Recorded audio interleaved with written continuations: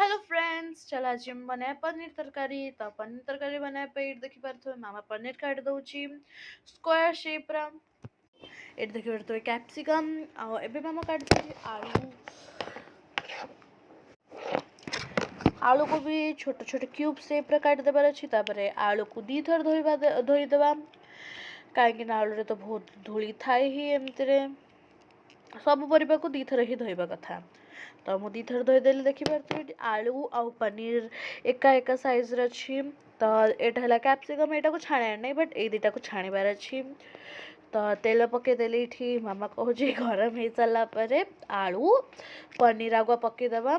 आलू आ पनीर को छाणीदा बट आगुआ आम पकईबा paneer. Paneer golden brown colour हो सारा पर आम से बाहर करदे। देखिपारे गोल्डन ब्राउन हो गला। तो ये बाहर करदे अलग जगह को। एमती सेम आमको आलू सहित भी करार अच्छी गोल्डन ब्राउन है पर्यंत।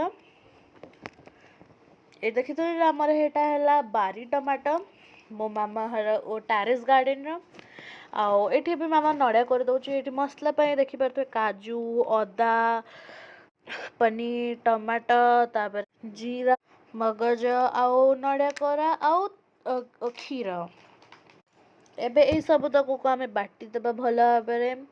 एबे डालचीनी गुजराती आउ तेजपत्र ये देखिपारे कढ़ाई रे तेल आउ चीनी को पकईदे। देखिपारे एमती किसी देखा से पेस्टा एबे आउ जीरा आउ मेथी पत्र भी आमको देबार अच्छी। देखिपारे चीनी रो कलर एमती हो सारा पर आम देबा जीरा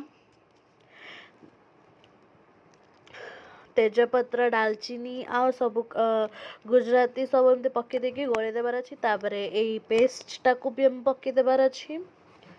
पेस्ट पकई सारा पर टिके नाकु पानी आओ तापर नॉर्मल लूण हलदी आओ काश्मीरी लंका गुंड जीरा पाउडर धनिया पाउडर आउ करी पाउडर भी पकई देबार अच्छी। तापर किसी समय रही सारा पर चीनी पकई पारे पकई भी पारे।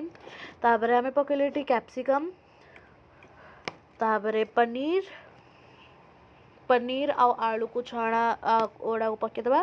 तापर किसी समय पर मेथी को क्रश करके पकईदबा। तापर लंका को भी एमती किसी करी काटिकी पकईदबा। तापर रखीदबा। तापर धनिया पत्र को भी पकईदबा आउ गरम मसाला भी पकईदबा। देखिपारे केते टेस्टी देखा जाउची। स्मेल भी बहुत टेस्टी थिला। टेस्ट तो ओ माय गॉड वाओ बहुत भल थिला। आपण माने भी ट्राई करंतु बहुत टेस्टी अच्छी।